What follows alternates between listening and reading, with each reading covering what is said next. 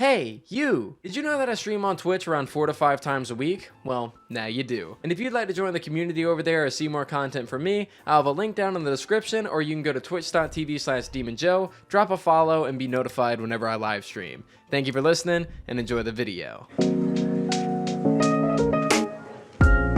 Ladies and gentlemen, today we're going to be doing something just a little bit different. Normally here on the channel you won't find me speaking much on these, but today is going to be all about builds inside of Destiny. 3 in fact. I know how you guys like my weapon videos filled with tons of content and not just about one singular weapon at a time, and I'm hoping to translate that style of content over to this kind of video. So today we're going to be talking about my top 3 must-try builds for PvE, one for each class, and this won't be in any particular order.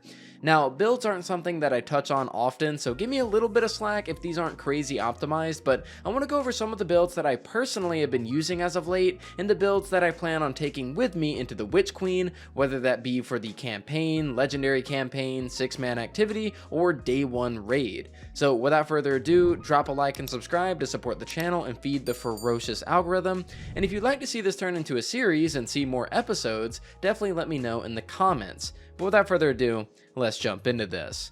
Now, first up, I want to start with my literal all-time favorite build for the Warlock, and that is my crowd control Warlock that I've been using and evolving for about half a year now. Now, as you would think with the name, this build is 100% geared towards crowd controlling your enemies, making it very, very viable inside of in-game content, and honestly just a top pick overall. Now, firstly, taking a look at the subclass, of course, we're going to be running Stasis, and we are going to have Bleak Watchers as our main aspect. This is, of course, going to give us Stasis turrets, and we're also going to have Glacial Harvest here, which is going to allow us to get Stasis crystals whenever we freeze targets.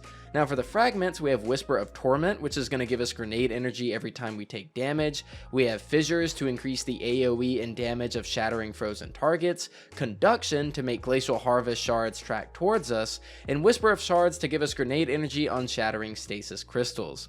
Now, taking a look at the armor, we have one of 2 choices here for the helmet. When running more casual content where you're going to rack up way more kills, you're going to want to rock Verity's Brow for the massive amounts of grenade regen, but for master content, you can swap this out for Eye of Another World to get passive ability regen instead, which is going to be way more reliable in that situation.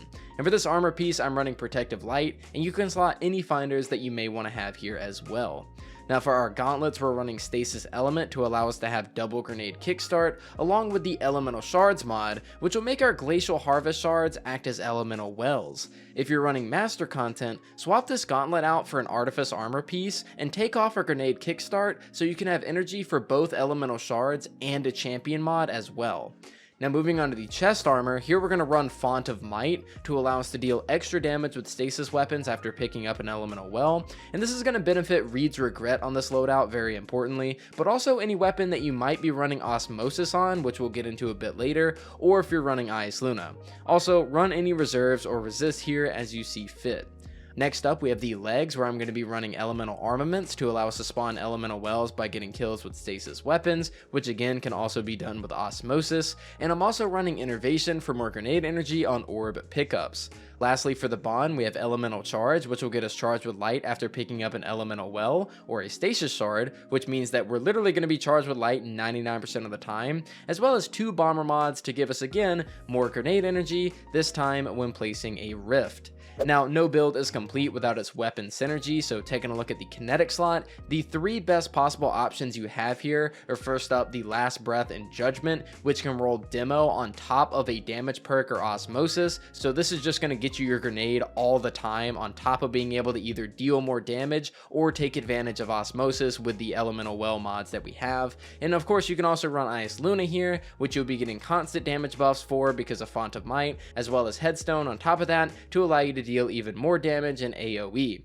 In the energy slot, of course, we have a Blinding GL to play into the crowd control playstyle that we're trying to accomplish alongside these stasis turrets, and having Demo on your Blinding GL would definitely be a plus. Unfortunately, I do not. And lastly, of course, we have Reed's Regret, which is one of the best damage dealing weapons in all of Destiny, even without particle deconstruction.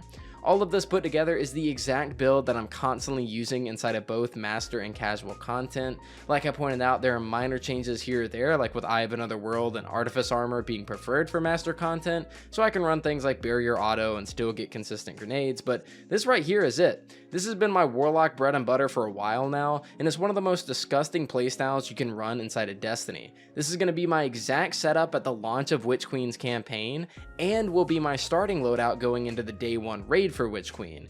Whether you're running the campaign, the 6-man activity, or raid, this build should help you and your teammates keep ads under control, while also allowing for survivability and adequate DPS. By far my favorite playstyle in Destiny, and I highly recommend giving it a go. Now, moving on from my Warlock build, I want to talk about a Hunter build that has been making the rounds in the community ever since the 30th anniversary update, and that is the 24/7 INVIS Hunter build, and as the name suggests, you're going to be invisible 100% of the time. Now, starting out with the subclass, you're going to want to be running Bottom Tree Night Stalker, and your main exotic of choice is going to be the 𝗏𝗏 which quite possibly has the best exotic ornament in the game, don't at me. But if you do want to at me, you can do so on twitter.com/demonjoe. Please follow me, subtle plug, link in the description. Anyways, this helmet gives you increased duration for being invisible and has a hidden perk of decreasing your smoke bomb cooldown when near enemies. Now, because of the ability tuning that came with the 30th anniversary, rocking this subclass and exotic combo with 100 strength actually results in having unlimited invisibility, as you'll get your smoke back right as your invis ends, and you're still under the grace period of enemies not being able to see you yet. Of course, as mentioned earlier, if you don't want to cut it close, standing near enemies will give you your smoke bomb with much more time to spare, so you won't need to worry, and this setup is just as a whole insane for GM content. Now, thus far, all we have is a subclass, exotic, and 100 stat value, so let's add to this and make it an actual build. Devil's Lair has been the GM this past week, so this is what I've been running while farming it. Starting out with the helmet, I have my usual stat and ammo finder mod equipped, alongside Reaping Wellmaker, which says, after activating my class ability, my next kill will guaranteed drop an elemental well. This is synergized with elemental charge on my gauntlets to allow me to become charged with light when picking up a well, and I also have anti-barrier auto here equipped as well.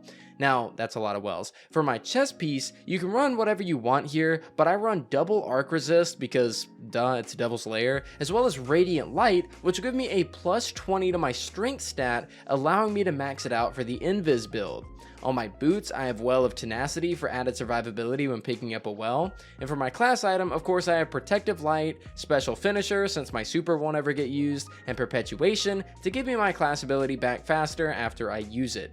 Put this all together and you have a fantastic invisibility build that utilizes wells as a means of getting protective light, which might be very useful in the Witch Queen after masterwork weapons are no longer going to drop orbs on multi-kills. There are tons of ways to rock Invis Hunter and Destiny now, but this is by far my favorite. Now, lastly for the video, of course I told you guys I'd be doing a build for each class, so naturally we're going to end things off with a Titan with a build I'm dubbing the WELLWALKER, and that is a play on words from Aztecross's Sunwalker build that was very similar to this around 7 to 8 months ago.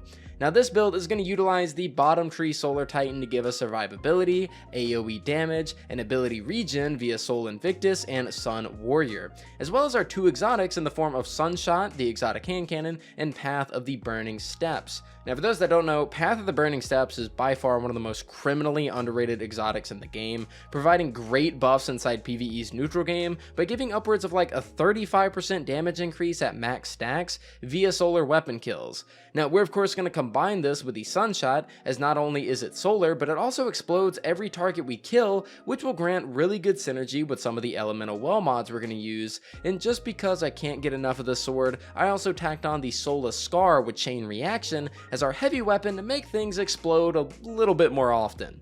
Now, moving on to our mods, these are quite simple. On our helmet, we have elemental armaments to give us wells on solar weapon kills. Moving on to gauntlets, we have grenade kickstart as well as font of might, which will give us even more weapon damage after picking up a well, and of course we do get our grenade regen. Then we have our chest piece, which has bountiful wells, which is just going to increase our overall well output. Then on the boots, we have innervation and recuperation for both ability cooldown and survivability when picking up orbs, and explosive well maker to synergize with our nades, sunshot, and sword. Lastly, we have Well of Ordnance to spawn wells and grenade kills, and what do we have? Well, we have one of the best survivability, ad clearing, and explosive builds in the game, that a Titan could possibly ask for. The WELLWALKER. You have a lot of wells going on, a lot of explosions going on, a lot of solar going on. It's pretty crazy, right? Unlike the other two builds, of course, you guys could probably tell, this one really isn't meant for in-game content specifically, but you could bet your ass that I'll be using it whenever the new Witch Queen 6-man activity launches. As long as there's a lot of ads, you'll be doing massive amounts of solar damage, throwing tons of grenades, getting tons of health regen, and exploding literally everything on the screen throughout the entire firefight. This is just an absolute playground of a build. It's one that, you know, whenever you equip, you're just going to have a ton of fun using. Your Sunshot is going to be doing ridiculous amounts of damage all the time. You're going to be getting grenades back constantly because wells are flying all over the place. It's just a really good build overall for casual content and a super fun one. So with all that said and done, that's going to do it for our first possible episode of 3 must-try builds. If this is something that you guys are interested in me making more of, please sound off in the comments. I'm mainly a weapon guy, so again, apologies if these builds aren't 100% perfect / optimal, but they're just builds that I personally have been using and having fun with as of late, so I figured you guys might be interested in it as well. Anyways, with all that said, that's going to do it for me today. Thank you guys so much for the support here on the channel. It really means the world to me. I hope you guys enjoyed today's video, as it's something pretty different for the channel. You know, of course, we're in a new month, February. We got Witch Queen coming up in the next few weeks. I got tons of videos lined up, as well as tons of streams going on over on the Twitch channel. So thank you guys so much for watching. Stay awesome, and I'll see you guys next time.